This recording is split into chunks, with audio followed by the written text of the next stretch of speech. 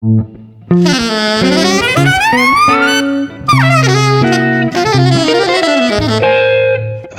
Jazz. That's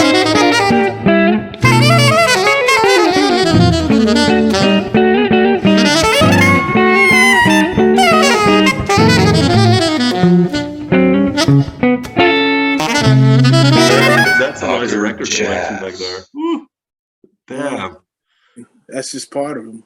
Damn, I thought I had a big collection, then I'm like, okay. Wow, incredible. Wow. I try to do my homework. Yeah, me too. Yeah. But the way you play, I think you did a lot of incredible homework. So Thank Thank it's and thanks so much for taking the time. I really appreciate it. My pleasure. Thank you for having me. Yeah, thank you. But I did this talk last week with Billy Drummond, who's kind of. Oh man, yeah. I haven't seen him. I haven't seen or talked to him in a minute, man. I mean, we're both up at Juilliard. Yeah. But I never see this guy, man. I mean, in fact, I'm going to see him, I guess, in the next, I don't know, hopefully in the next week or two. Oh, okay.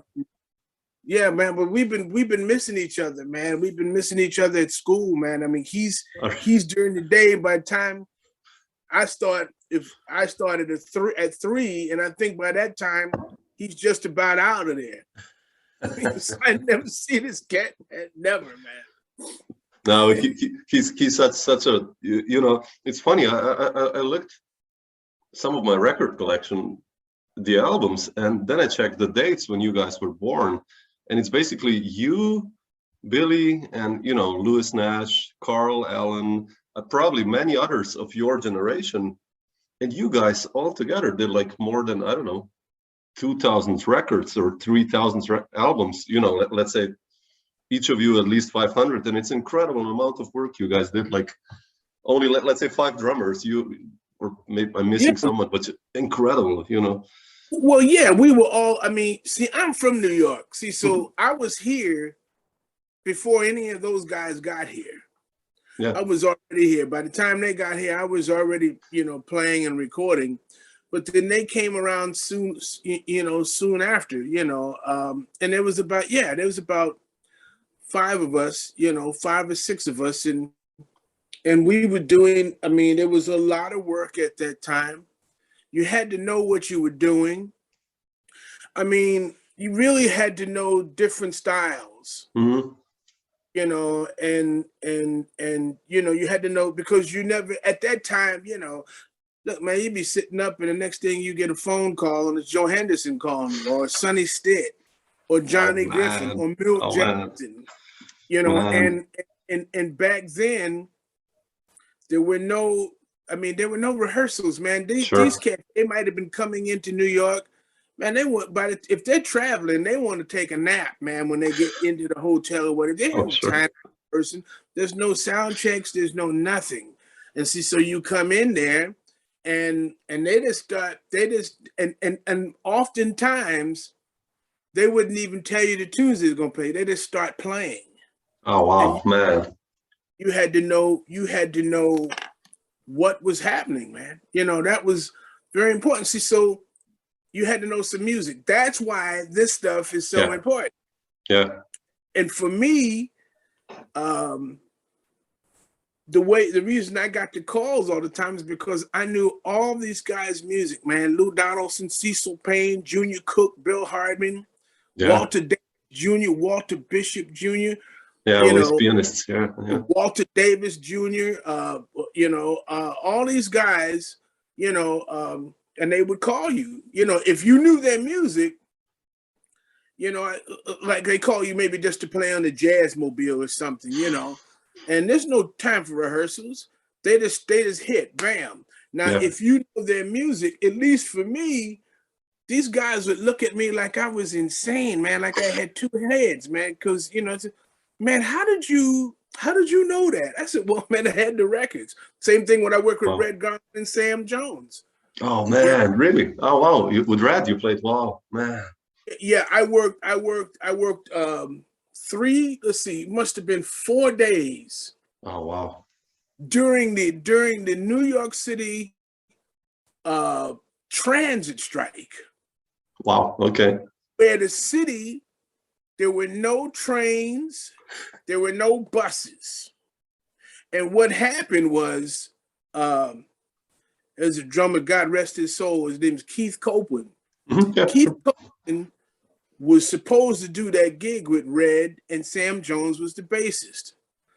Keith was working with the Heath brothers, you know, Jimmy and Percy, and it was Jimmy and Percy. Percy, and, you know, Keith was the drummer. So they were working quite a bit then, and that was Keith's main gig. So when this gig came along with Red Garland, and he had a conflict. Well, actually, he had a conflict because the Heath brothers called him. So seeing that was his main gig, he would have to leave that gig because he worked more. He was working more with the Heath brothers than he was with Red, you know. So he called me up. He called me up and he says, "Look, Wash, man, I got this gig suddenly with the Heath brothers.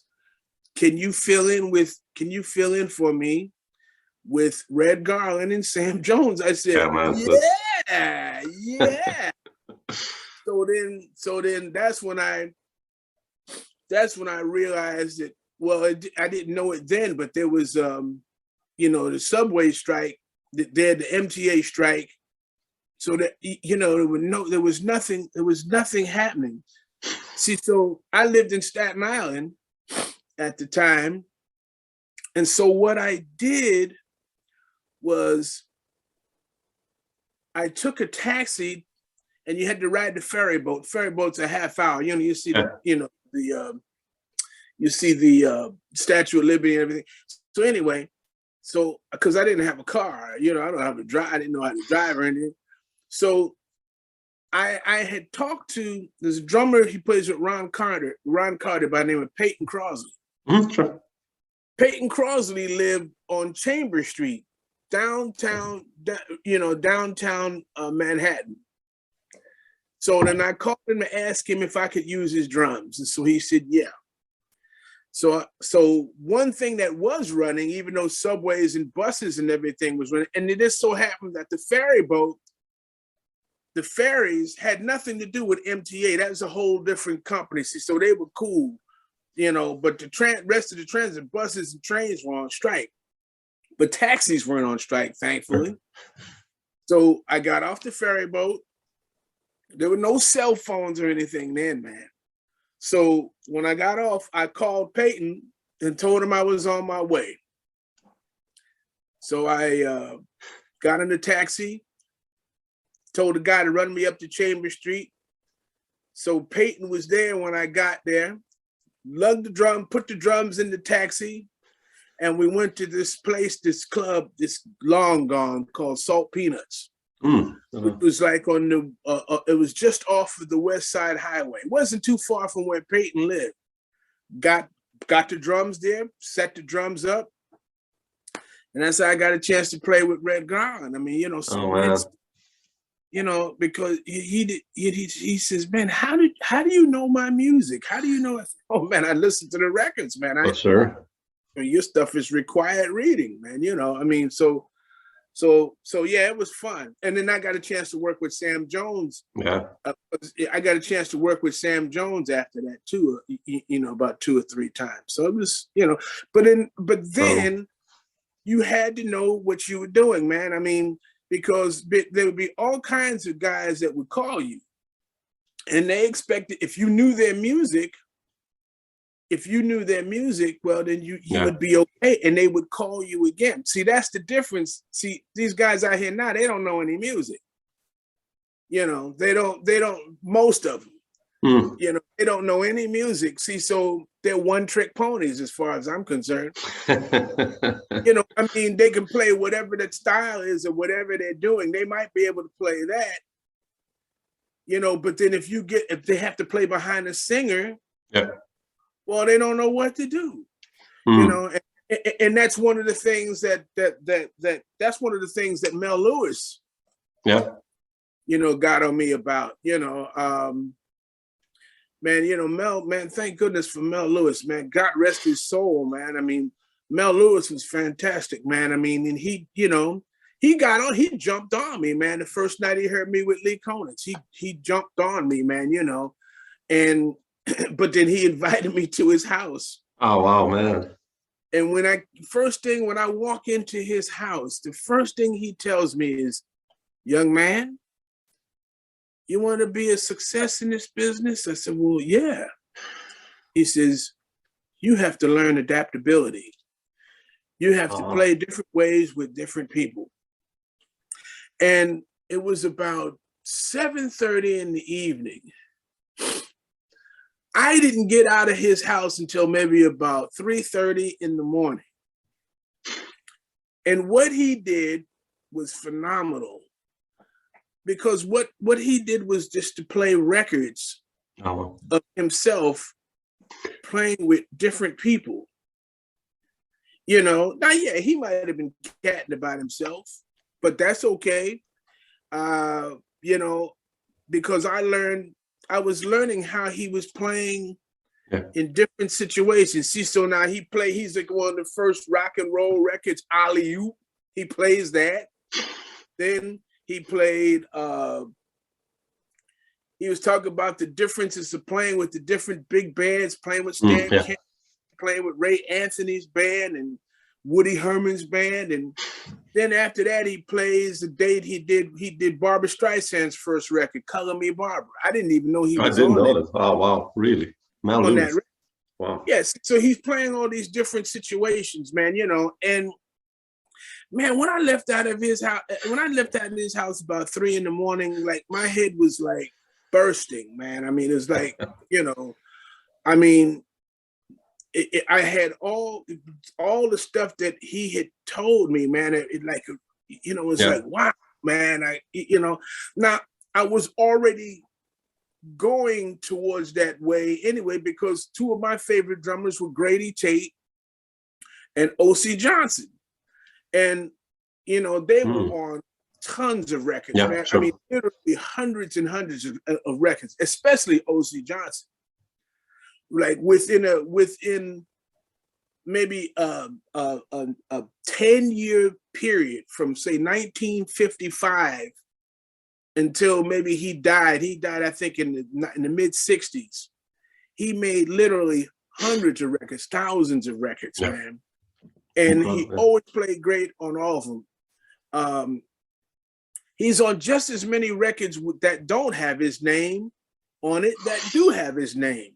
It's amazing. Bizarre, and, you know, of course, Grady Tate, you know, he sort of kind of, you know, took the reins when OC died, you know, and these guys, you know, my father had all these records, and you would always see their names on it. I mean, you know, you always see their names playing a big band, small band, all kinds of situations. So I sort of kind of wanted to do the same kind of a thing. But then when I got with Mel Lewis, you know, like he just like pounded it in my head, man, that he said, if you want to be a success, you have to play different style. This is how you'll make it, man. You know, if you don't do that, well, I don't know. And see, so from that point on, man, you know, that really helped me, you know. But I was always into, you know, the history of the music, you know, and it paid off for me, man, because it really paid off for me. I mean, because I was out here, as I said before any of these other guys got to New York City, I was the only young guy out here. And I got a chance, like, I'm talking about 1976, 75, 76. And in that period, I got a chance to play with almost all of the guys. I mean, you know, of course, all my idols that I'd been listening to, you know, on records, man. That's incredible. Yeah, it was, you know, and but then all those other guys too, Billy Drummond, Carl, same, Lewis Nash, you know. I mean, incredible. They had to do the same thing, man. I mean, either, you know, Nash, man. Listen, man, Nash made more records. He made more of those records than me because he has more patience than me. He has more patience than me, man. You know, because some of those dates, man, and some of the stuff, you know, it was jive, or, you know, guys did this stuff together, and I would get pissed, man. You know, I mean, he had much more patience than me, man. You know, I mean, you know. Yeah. So he did more of them. He did more of them than me. Yeah, but it's incredible still. You know, it's so beautiful that you got to do all this, and you're still doing it. Actually, of course, you know, it's right, man. I mean, you know, I'm trying to play the best that I can play. Unfortunately, there's less opportunities out here. Yeah. For younger drummers to play with all these people, man. I think about all the people that like I got a chance to play with, man. Most of them are all deceased, man. It's really sad, but those guys, they didn't take any nonsense. Yeah. You know, if you weren't playing good, they would tell you straight to your face. Either you get it together or you're fired. It's just like that. The problem with the business nowadays in jazz is just too much what I call guy smileyisms. Too soft. Well, yeah, and everybody. In a way. Yeah, I know what you mean. Okay. Just like that puppet and the Muppets, you know. Yeah. You know, yeah, bro, swinging, bro. Sounds good, bro. You know, I mean, ain't nothing happening, man. You know.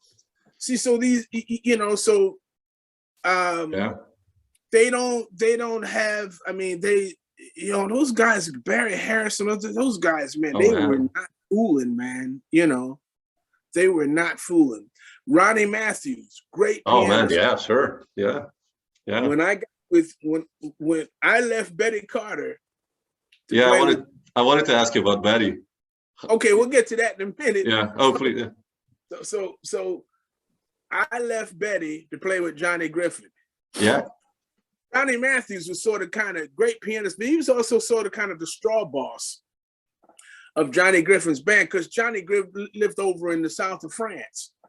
See, so anytime there were gigs and everything in America, when Griff was going to come to America, you know, Ronnie was sort of kind of in charge of getting things together, tickets and everything. And he was also in charge of the personnel of the band. And he had been trying to get me in the band for a while, but I was with Betty. So anyway, I finally decided I'm going to play with Griff. And he picked me up from Betty Carter's house. So we're driving. Oh, man. We're driving down the street. We're driving down Atlantic Avenue here in Brooklyn. And he says, well, Wash, he's driving along. Well, Wash, as you know, Johnny Griffin has played with all the great drummers. Max Roach, Philly Joe Jones, Ben Riley, Ike Day, Kenny Clark. And one thing that all those drummers have in common is that they beat the drums. Now, you've been playing with a singer, playing all that pity-patty stuff. On this gig, you're gonna have to beat the drums. And if you don't beat, I don't care if you have to use baseball bats. You got to beat the mother drums.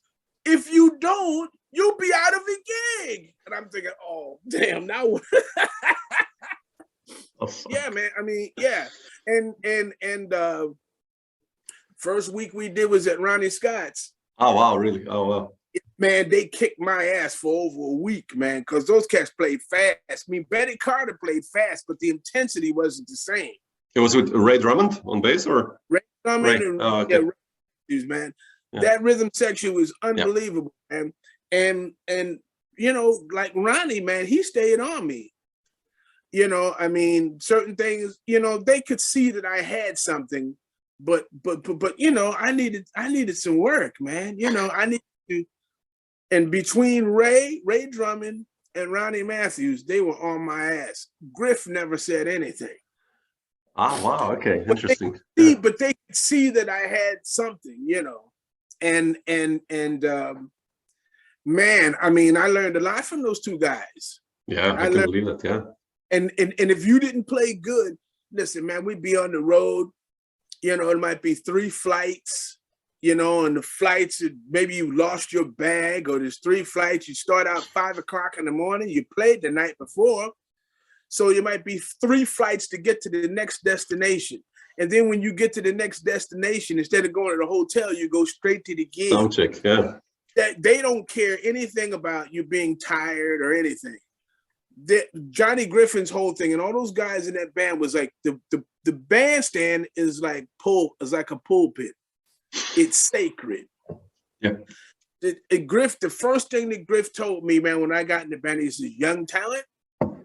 He says, I don't care what you do before or after the gig.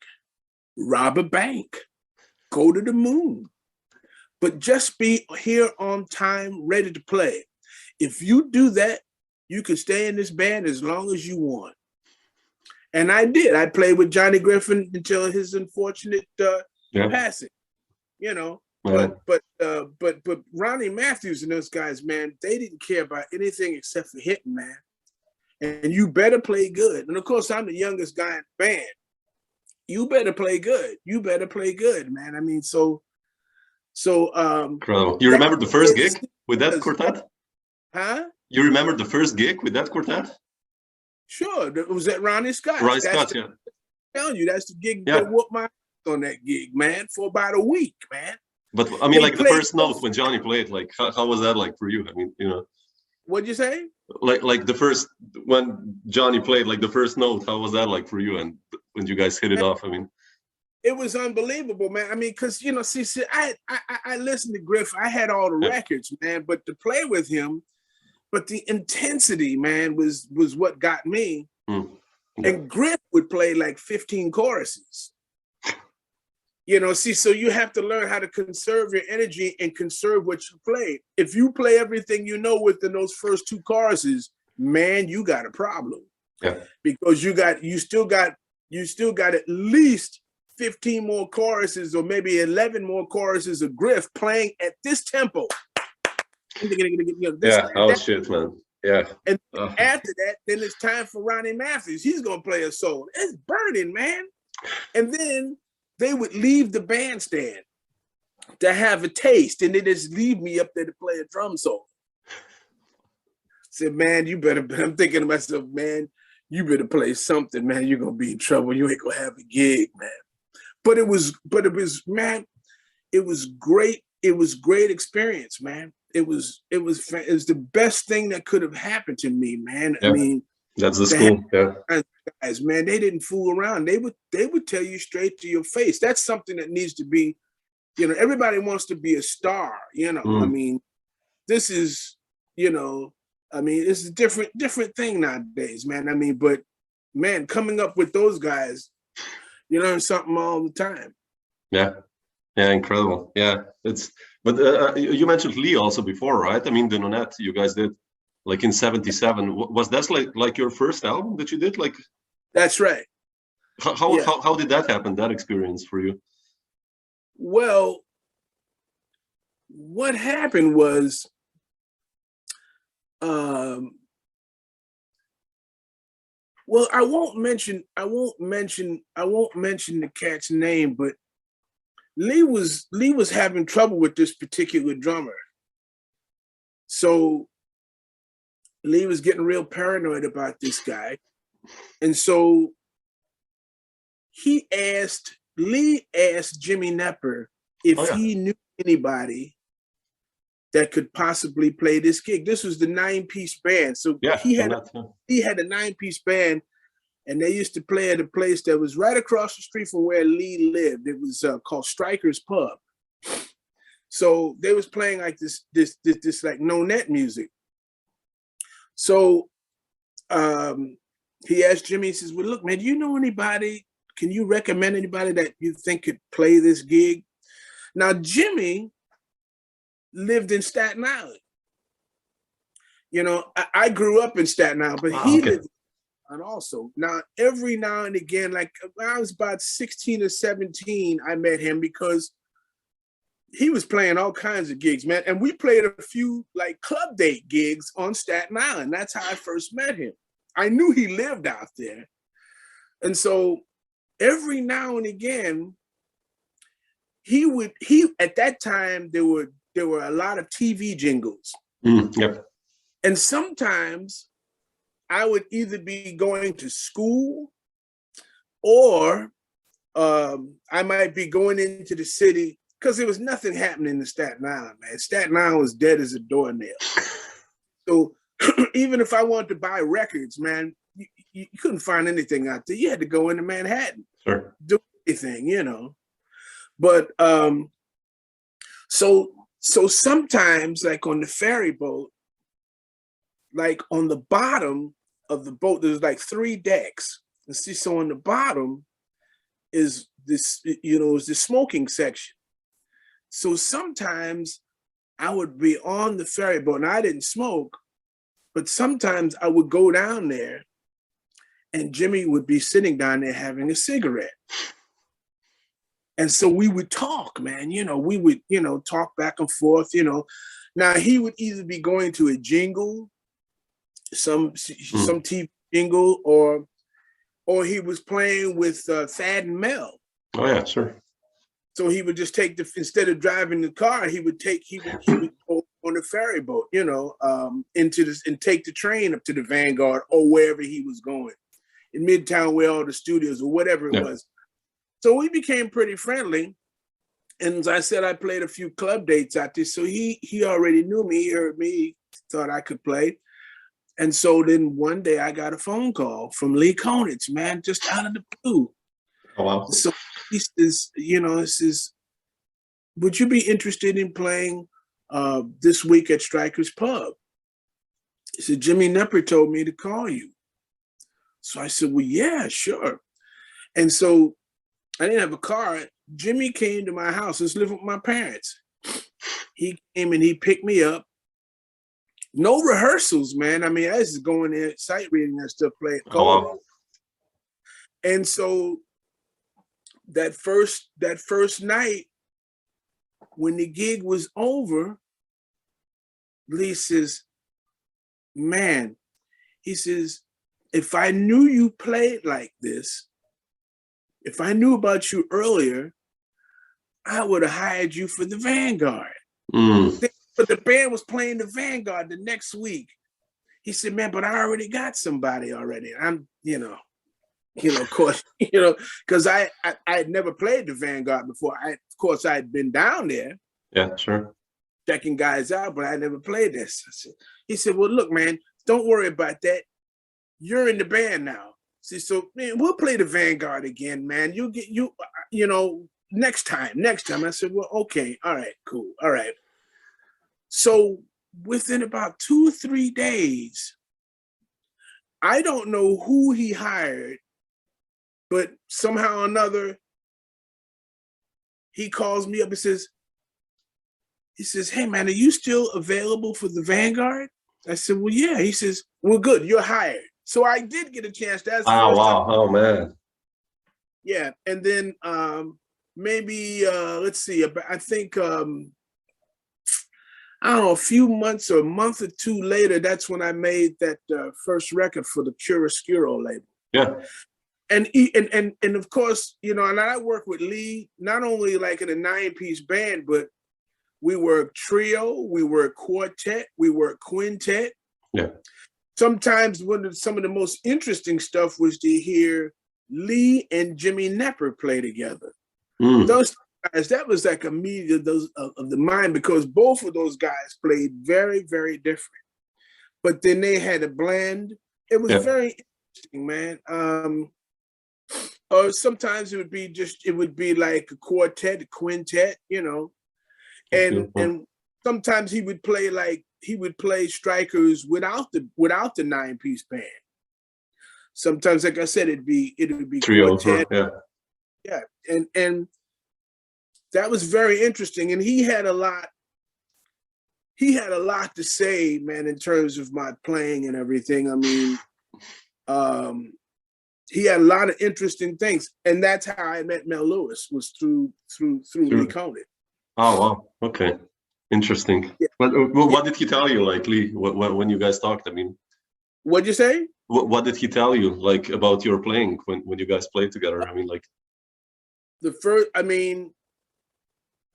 one of the things he told me, he says, man, I really love the way you play, but you play too loud, man. I don't have, he said it just like, he said, I don't have the guts to play that loud. And then, so then he says, have you ever heard the record that Elvin Jones made with me called Motion? And I said, no, I hadn't heard that record. I didn't know that record. Mm. And the record was out of print. So he says, find that record. He says, and check Elvin out on that record. And he told me that at the time when they made that record, Motion, Elvin was playing with, the classic John Coltrane quartet, with Jimmy Garrison and McCoy. The night before Lee made this record, Elvin was playing with Train down at the Village Gate. Lee said that he went down there to hear them. And I mean, man, they were hitting it, man, because they could play hard, man, when they wanted. And he said, but the next day, my record date started at 10 a.m. in the morning. There was Elvin sitting up there, and he played my date with the same intensity. He played it not as loud, but with the same intensity. Yeah. He's playing real soft, but the intensity felt like how he was playing with Train the night before. And Lee says, that's what you got to do. Wow, that's a good lesson. Yeah. Yeah, it was a great lesson. So I couldn't find this record, man. I mean, there was no YouTube and all that kind of stuff. Sure. I mean, people just get stuff now. They get it off, and they play it once. It's terrible. Yeah. Oh man, it's. But when I would go to the used record stores, as you could well see, man, but that was one record I couldn't find, man. I couldn't. It was on the Verve label, and that record was out of print. So one day, as a pianist, man, wonderful pianist by the name of Ray Gallen. Mm-hmm. Well, Ray Gallen, there used to be a great record shop in New York City called J&R Music World. That's where I met Ray Gallen, down there on Park Place, down there by City Hall in Manhattan. Well, we became friends. So one day I was at his house, and I'm looking through his records, and I see Lee Konitz Motion. So he had like an English, it was reissued in England. So he had an English copy. Oh, yeah. And I said, hey, man, I'm borrowing this record. He says, I'll bring this back, man. That's the record I was looking for. So when I took the record home and checked it out, I understood exactly what Lee was talking about. Yeah. And so, but you know what? It wasn't sinking in quick enough. And that's when Mel Lewis happened to come to Stryker's Pub. And I didn't know he was there. Now, I never asked Lee, but I'm figuring that Lee and Mel must have been talking about something else, and then they were just, chewing the fat back and forth. And so I'm sure that Mel said, well, man, so Lee, what are you doing, man? He says, well, I'm working at Stryker's Pub. So, yeah, well, where's that at? He says, oh, it's right across the street from my house on 86th Street. I said, oh, really? Well, what kind of band you have? He says, well, I have a 9-piece band. He said, oh, really? Oh, so, well, who's the drummer? And so then Lee says, oh, Kenny Washington. And Mel says, I'm thinking Mel would say, man, I've never heard of him. So then Lee says, you should come and check him out, man. He could use your help. So sure enough, man, it's in the summertime. And we play one set, and it was a small club. See, so we went outside because I remember hanging out with Burt Collins, a crazy trumpet player, great trumpet player, man. And right after the set ended, we were outside, and all of a sudden Lee comes. He opens the door of the club, and he looks around, and he sees me, and he points to me, he says. So I walk up to him. He says, "That's somebody that wants to meet you." Oh man! At the back of the club, man. there's Mel Lewis. So then Lee introduces us. He says, Kenny Washington, Mel Lewis. Mel Lewis, Kenny Washington. And then Mel looks at me and he says, hey man, I remember you.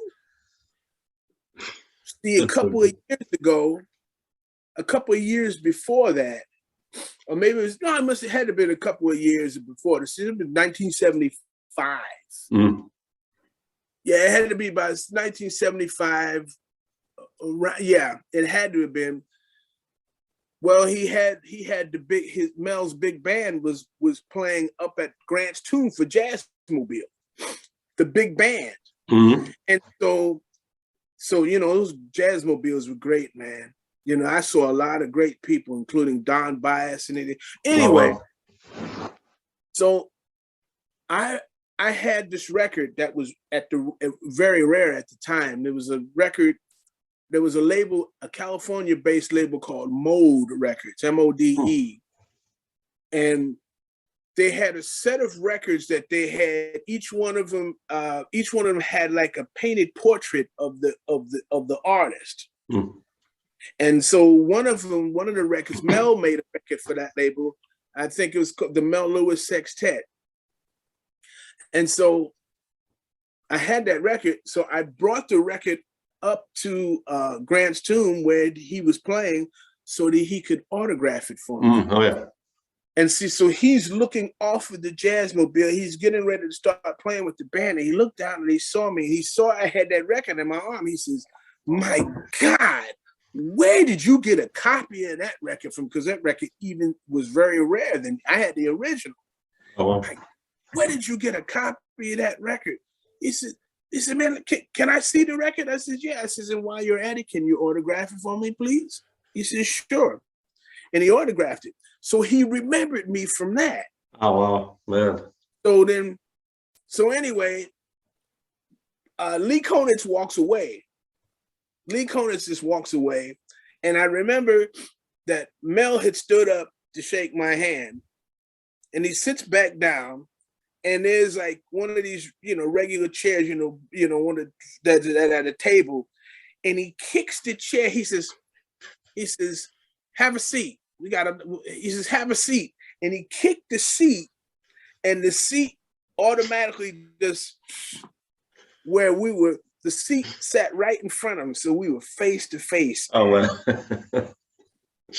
He says, sit down. So I sit down, and he says, yeah, man. Yeah. You play good. You have good time, good chops, good sound on the instrument, but you play too goddamn loud. Just like that, man. Wow, man. I mean, he tore me up, man. He says, man, you playing so loud in this place. Don't make no sense to play that loud in this place. You'll knock all the windows out in this joint. And you young drummers, you never use your bass drum. Why, if it was a funk record and you hear your bass drum, you think something was wrong now, wouldn't you? Wow. And that ride cymbal you're using, that's not a good cymbal. That's not a good ride cymbal at all. It's not good at all. And he's shaking his head. So I said, well, Mel, I says, I know you have lots of cymbals. Why don't you lay one of your cymbals on me until I can find it? Man. And he's looking at me, and he pulls out a piece of paper. And while he's looking at me dead in the eye. He says, and he's writing his number down. He's writing his number down. He says, call me. We have a lot of work to do. Oh, man, that's so cool. I said, okay. And that's how I first got a chance to go up to his house. Wow. We became good friends after that, man. And being up there that, for those like 6+ hours, man. Yeah. Really did a lot for me. I learned a whole lot. But then after that, we were pretty tight. I used to go check him out at the Vanguard all the time.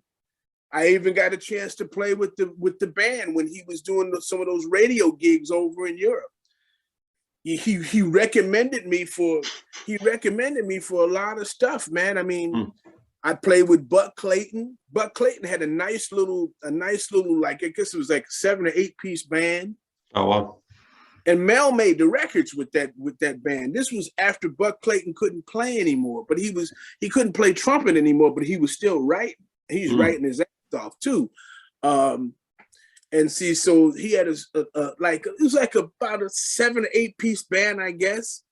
And Mel made the records, but Mel was supposed to make a couple of those gigs. He couldn't make it. He sent me in on the gigs. Oh wow, man. Yeah.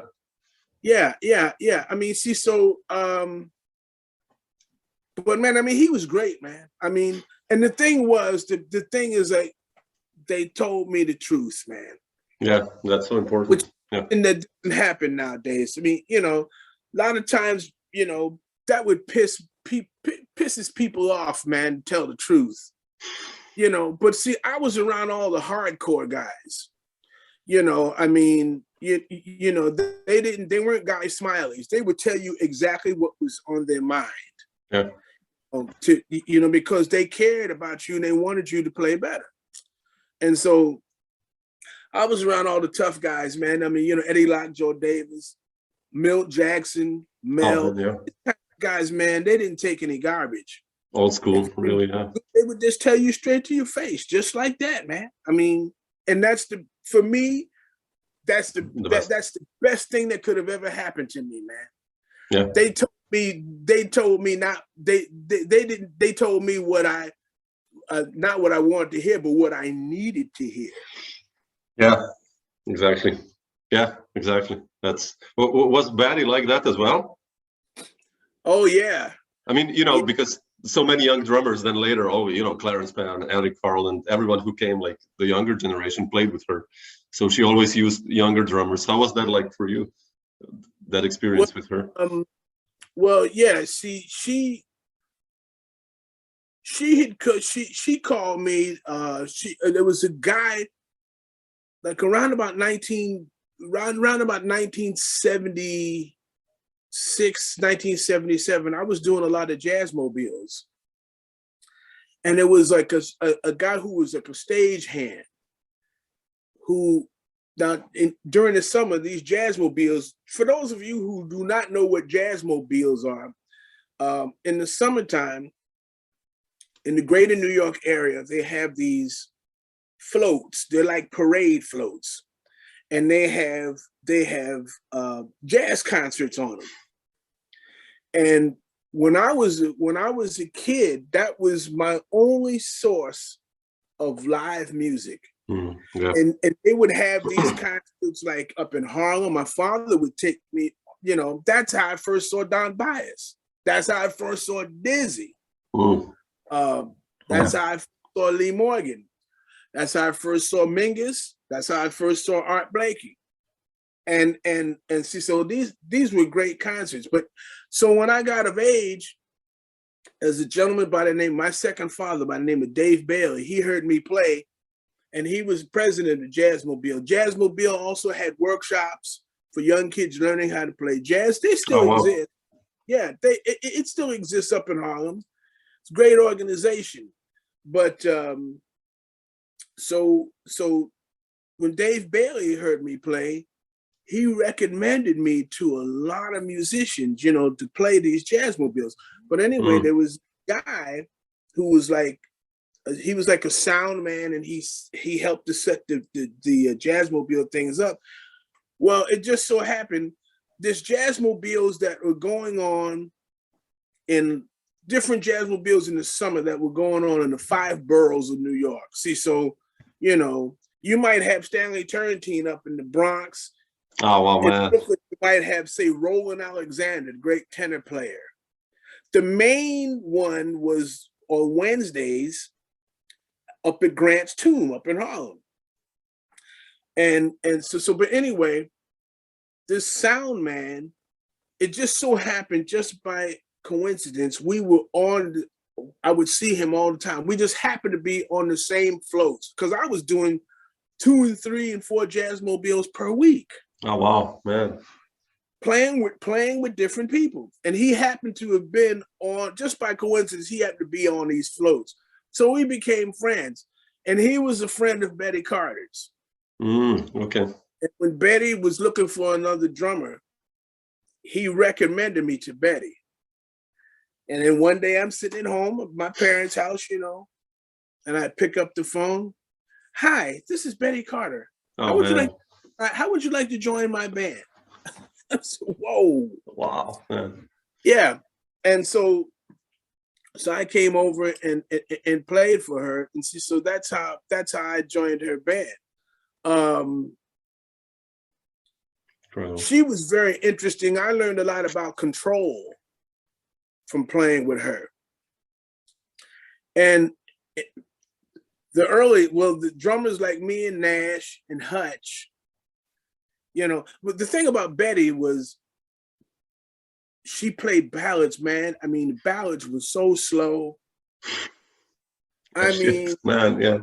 You could have lunch between each beat, man, and still come back and make the second beat, man. And being like 19, you know, I didn't know anything about playing no ballads, but I learned. And like, see, so like her ballads would be like, the tempos would be like 1, 2.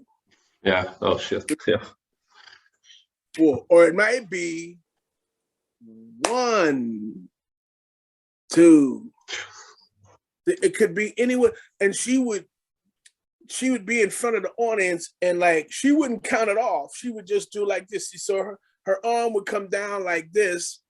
Boom. That's the down beat. Wow, and man. Had the space between the first and second beats. And the other thing about her is like she didn't want like any kind of sweeps or anything with the brushes. Wow. But she wanted, as a drummer, she wanted you to play the ride cymbal on 1 and 3 and the sock cymbal on 2 and 4. So because she wanted that space, she didn't want to hear any sweeps on the brush. See, later on, some of those guys that came in there after us, they were able to do it. They were able to play, you know, sweeps on the drum head, on the snare drum. And I asked her, I said, Betty, how come you got these guys doing that, man? We couldn't do that. And she told me, she says, because they don't know how to do what you can do, you and Hutch and Nash. She just gave up because they didn't know how to just do that. That's what Betty told me. Wow, man. But anyway, see, so the tempo would be 1 and 3 on the ride cymbal, and the sock cymbal had to be on 2 and 4. So it'd be ding, ding. That's all she wants you to play. That's heavy, yeah. But she wanted the opening, that space, man. So she didn't want these sweeps on the brushes, you know. That's all she wanted. And see, so I learned a lot about control from her. Because, all right, she would be playing, like if you check the record out, I made a record with her called The Audience. Yeah, I have that one. Yeah, like the first song is like 25 minutes. I mean, the composition. Yeah. Moving on. Yeah. Yeah, that's incredible, man. That's like. That was, you know, that was Bill Cosby's favorite. That was Bill Cosby's favorite track on that record. Oh wow. He loved that record, though, man. Yeah, and John Hicks on piano, man. It's like, it's killing. Yeah. But like it'd be like a piece like My Favorite Things or the Trolley Song. See, so you know the tempo would be exactly. So now I distinctly remember this, man. This really happened. So the tune, all right, we finished My Favorite Things. So the audience is applauding and she's saying, thank you. And she's announcing the next number. So now the next number is going to be a ballad. Was going to be to switch, slow as My Favorite Things was fast. So I'm getting my brushes, picking up my brushes, taking the brushes out like out of my stick bag. And I can distinctly remember putting like my hands like on the snare drum or the floor tom, and I just remember this is like I had the same fighter's dance, man. You know, I mean, I'm still sure. And the next tune is going to be ding.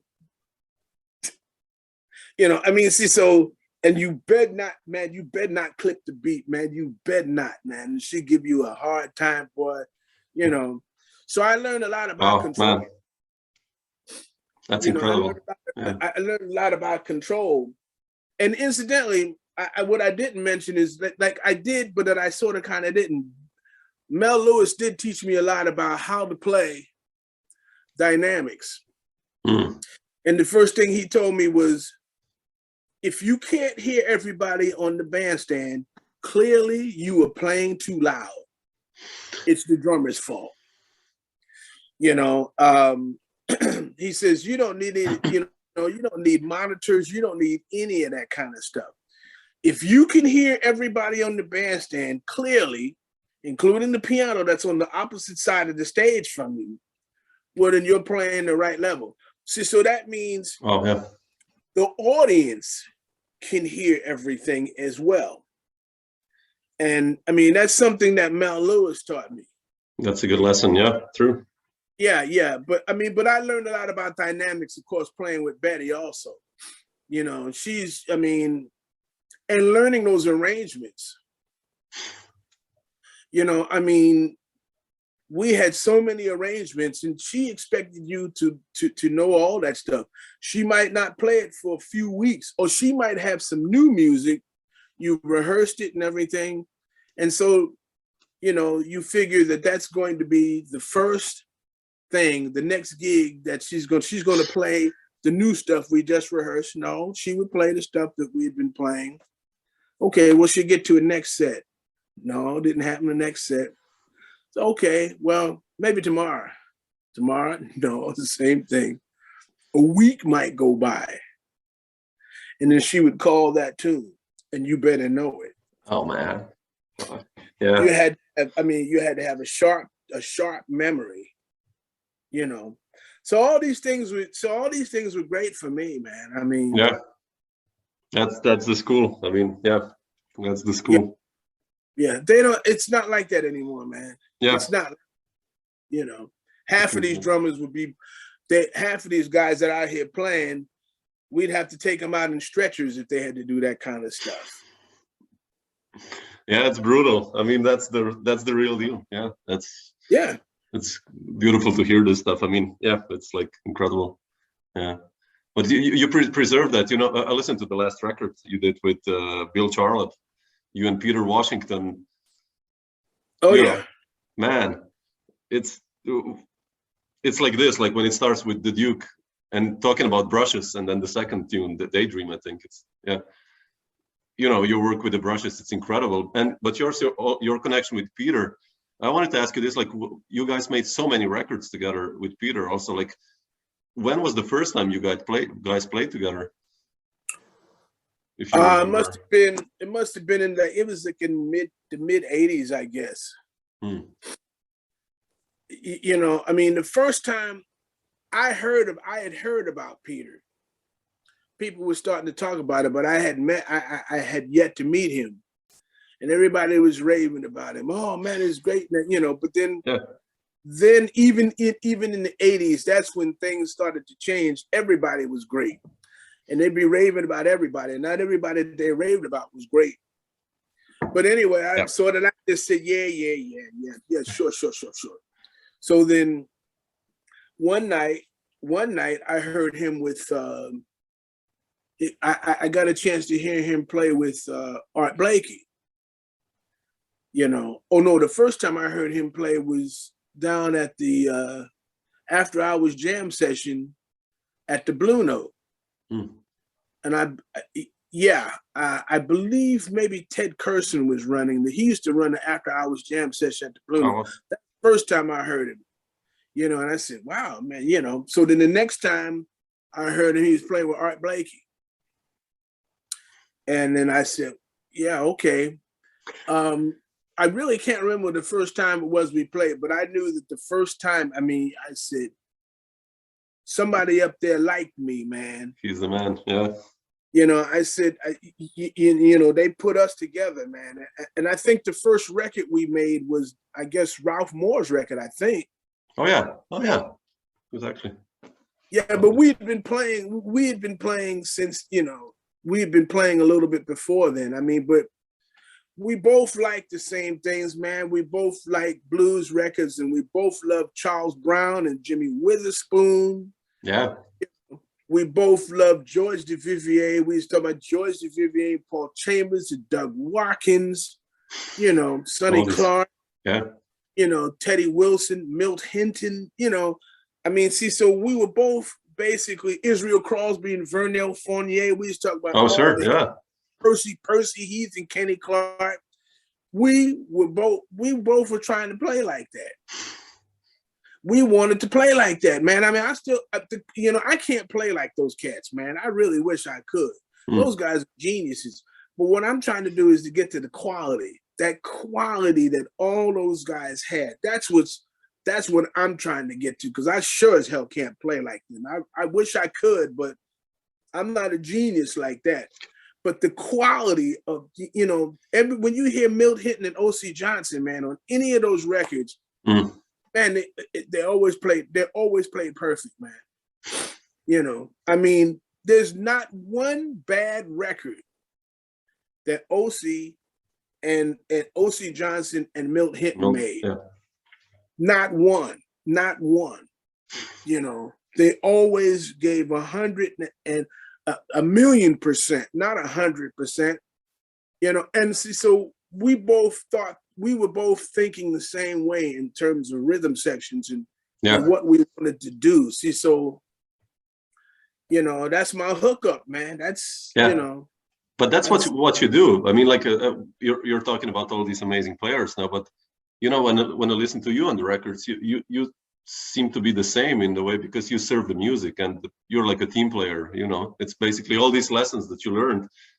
That's the feeling I get when I listen to you. It's like, you know the accents, you know, it's like listening to old records by whoever, like you mentioned, I don't know, Philly Joe Jones or whatever. He knows all the shit he does, like exactly. And it's like you play for the team. That's what the same way, I think. Yeah, but that's what I wanted. That's what we wanted to do, man. I mean, you call us for the date. If it's a vocalist, you know, okay, I know how to play behind a vocalist, you know. I mean, whatever it is, you know, playing behind Nicholas Payton or whatever it is, you know, we know how to do that, to play in, you know, in different situations. And see, so that comes from like listening to Grady Tate and all these kinds of, you know, that's what we wanted to do, man. Yeah. You know, and it's been fun like that. You know, it's, you know, how to play in a trio, how to play behind the singer, how to play in the big band. You know, I'm really glad that Mark Stryker came out with that interview, man. That was, you know, that was very nice of him to do something like that. Because if he hadn't have done it, no one would have thought about it, man. No one would. I couldn't believe, you know, because when Mark called me to do the interview, I said, "You want to what?" He says, "Yeah, well," he says, "I want to do an article, you know, on you and Peter." And I said, "Really?" I was amused. You really want to do something? Because, man, I mean, you know, Peter gets less play than I do, and he's made more records than anybody in the last 40 years, man. 40 plus years. Yeah. You know, they never talk about him, man. He's never done, there's never been in Downbeat or any of these publications, you know, they've never done a story on him. That's why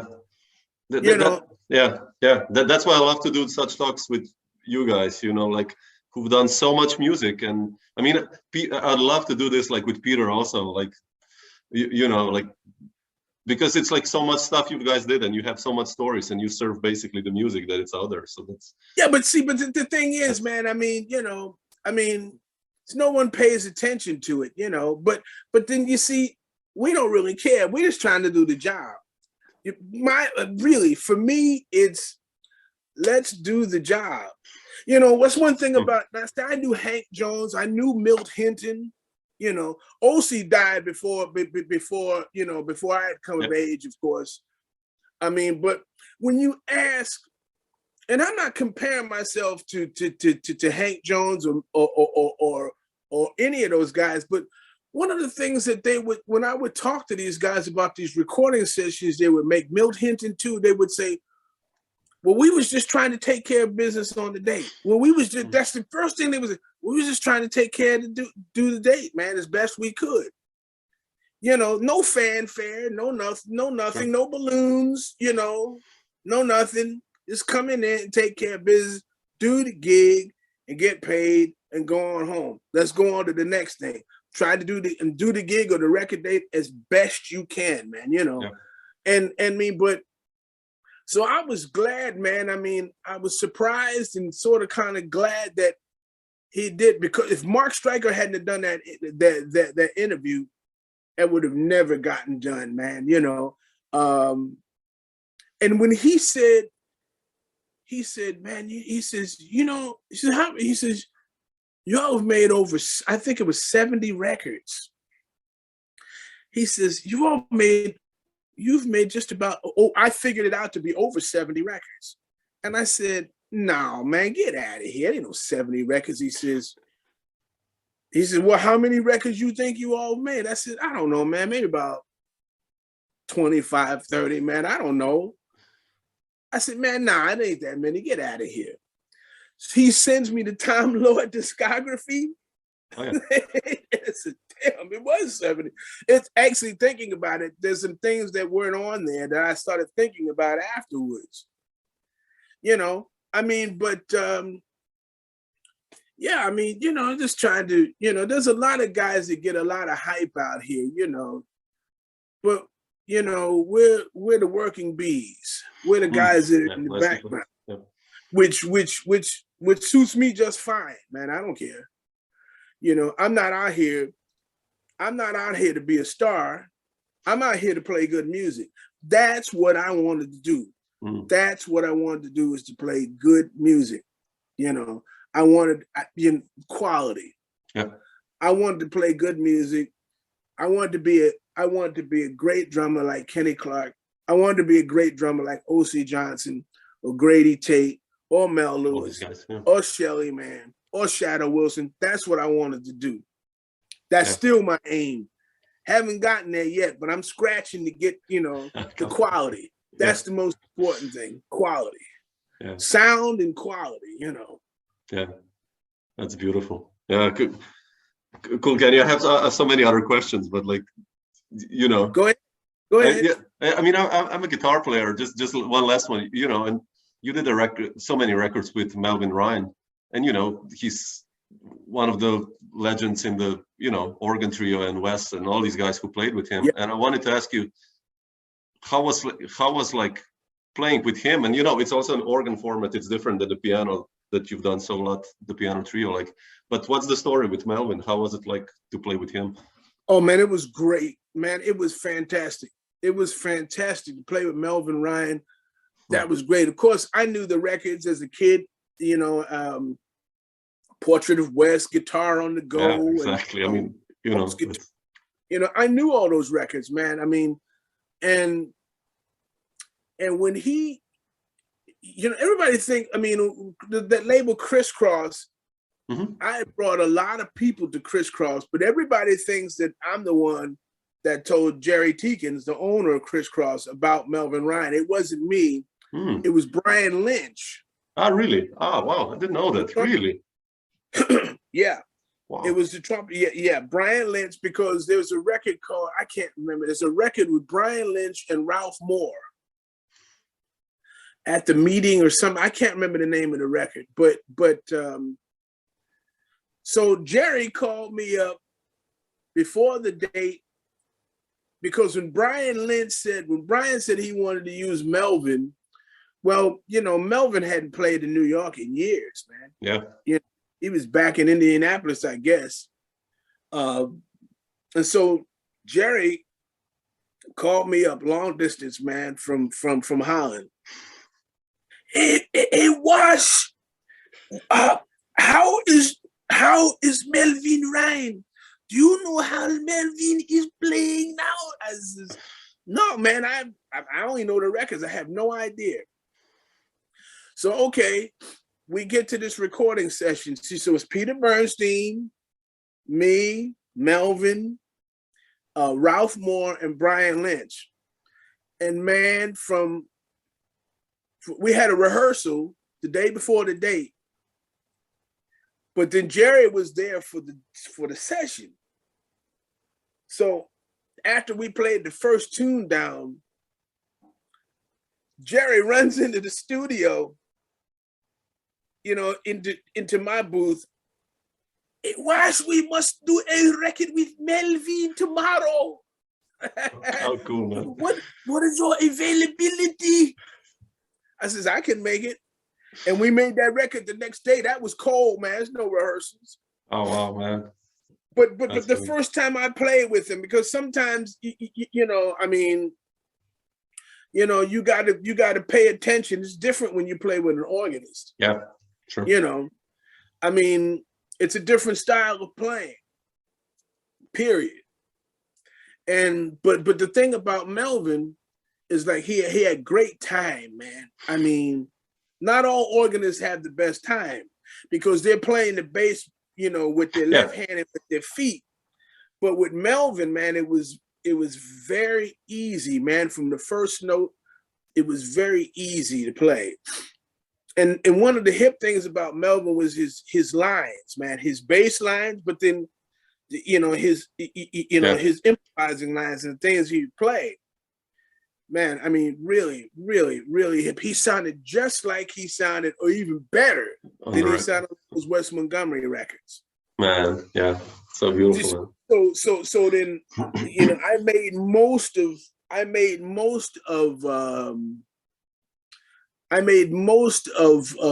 Melvin's records for you know, and all those records are good, man.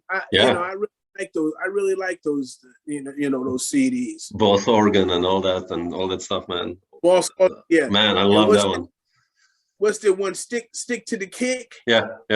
And it's I think it's like 6 of them, or 5 or 6. Something like that. I mean, I didn't know all of them, really but I made like 5 of the 6 or something like that. And he would just come up with this stuff, man.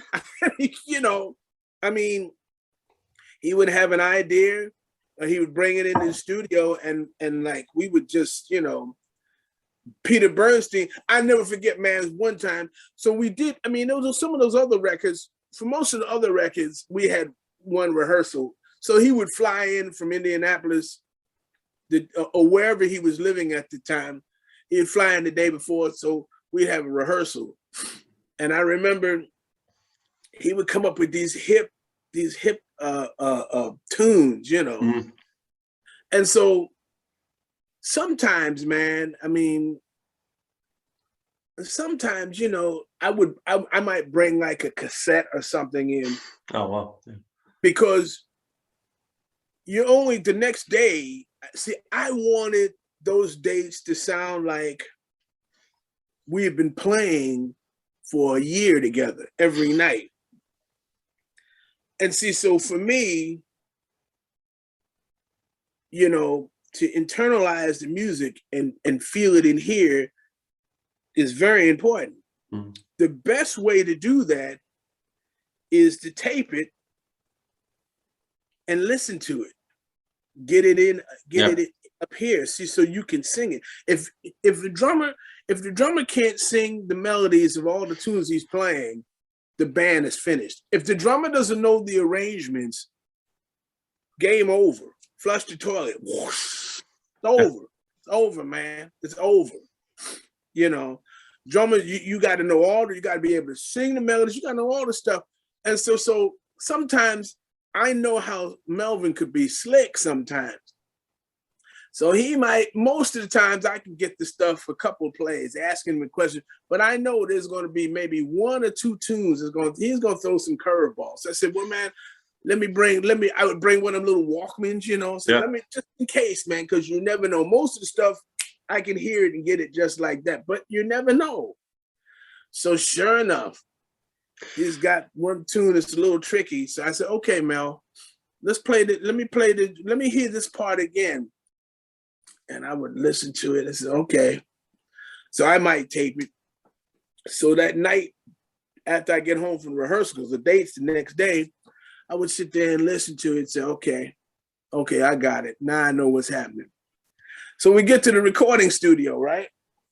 Stomp the same tune. He stomped the tune off and he starts playing and the arrangement is all different as things have changed, you know? And I say, well, Mel, man, listen, that's not how you played it. This part was, you know, I would sing it to him. He said, well, that's not what you played yesterday, man. You know, this part has all changed, man. Is it, you know? And I could see Mel chewing his chewing gum, sitting up at the console at the Hammond B3 organ. He's sitting up there like this. Yeah, Wash. But that was yesterday. Today is today. That's so cool, man. Man, you know, and me and Peter Bernstein would look at each other and say, oh, man. I said, okay, how are you playing this, man? Okay, what you got? And then he would say, okay, man, all right. Then we would record it, man. Wow, that's amazing. That's so beautiful. But he was, I mean, you know, he was, man, it was, you know, he was great, man. He was great to work with, man. Wow, that's beautiful. Yeah, that you got to experience that. I mean, you know, he's one of the greats, one of the most underrated greats, actually. I mean, that's right. That's right. He was unbelievable, man. Yeah. Unbelievable, man. Yeah. That's beautiful. Cool, Kenny. Thank you so much for sharing some of this stuff, you know. So beautiful to hear that, man. You know, I'm such a music lover, and I read encyclopedias all the time and listen to music, and you know, beside playing and everything. But this is what this is all about. So you know, just to hear this stuff from guys like you. So you're a guitarist? Yeah, sure. Yeah. Oh, you hit the Oscar Moore? Oh man. Wait a second. So I have to tell you this story now. Okay. So I go to Jazz Conservatory Linz to visit a friend of mine years ago in Austria. And there's this one, Doug Hammond was teaching drums there, right? Right. And Doug asks, like, you know, there's jazz guitar players there who are studying there. I didn't study jazz, and he'd ask, like, so you guys, who played in Nat King Cole's trio? And everyone was just like, yeah, exactly. You know, and I transcribed like all Oscar Moore solos. Actually, I have them, you know, and I'm like, oh, Oscar Moore, and he's like, yeah, who are you? You know, like blah blah. And all the rest of cats, like, you know, seniors, whatever, they're like, what's happening? I'm like, what the fuck, you know, people, you don't know who Oscar Moore is? That's like. But do you know his brother? You hip to his brother? What was his name? Johnny Moore. Oh no, shit! I have to check him out. Okay. Oh man. Johnny Moore. His group was called Johnny Moore and the Three Blazers. Really? Wow. Okay. Johnny Moore and the Three Blazers, featuring Charles Brown. You hip to Charles Brown? No. Oh man. Okay, I have to check this out. That's where Ray Charles is coming from. Charles Brown. Okay, Johnny Moore. Okay, I'll check him out. Check out the record. There's a record called the original version of Merry Christmas Baby. Okay. Check that out, man. Cool. Super. Trouble Blues. That's another one. Driftin' Blues, the original version of Driftin' Blues. Cool. Okay. In E. That's his brother. His brother was bad too, man. Oh wow, I didn't know. And their records that exist of the two of them playing. Seriously? Oh man, wow. With Charles Brown. Wow, really? Oh man, okay. Johnny Moore and the Three Blazers. I have to check it out. Thanks. His brother, man, his brother could play some stinky blues, boy. I'm telling you, man. Play some serious blues, man. Both of them were bad. Yeah, but man. about Johnny Moore. No. Johnny Moore, man, he was bad. Cool. I'll check him out. Definitely. Definitely, definitely check him out, man. Yeah, we will. Cool. Great, Kenny. Thanks so much. I hope to catch you live soon someday, either in New York or in Europe here. So well, hopefully you come into New York, because I don't know when the hell I'm going back to Europe. Yeah, considering what's happening now here, it's quite, we'll see. Very strange. See, so now this is going to come out on what? Yeah, it's like I have this YouTube channel. I'll usually leave it in whole. I just edit the beginning and the end, and I make a picture review, a sketch, and then I put it in. I think it'll be like in March or something like that, the whole thing. Nice. So, yeah. And nice. It's so beautiful.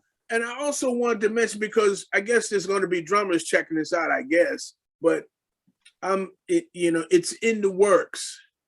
But I am doing a course on brushes. Oh man! Yeah. Super. Which it's taken me more time than I wanted to. I mean, because I want it to be right.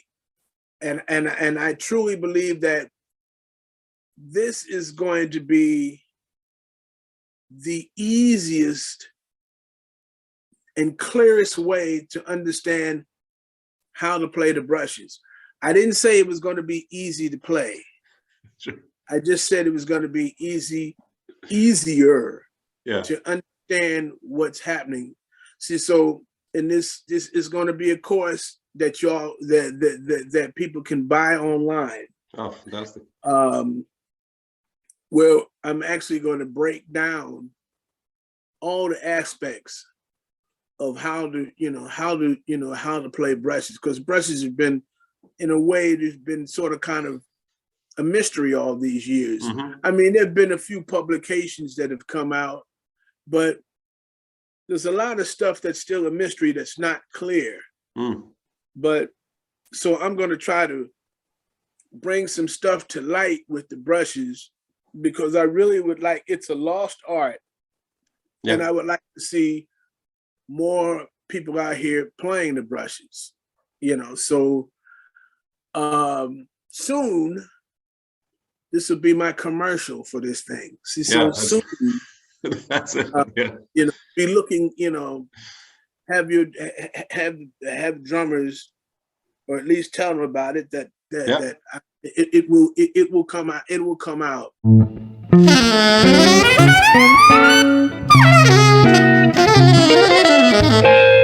Dr. Jazz.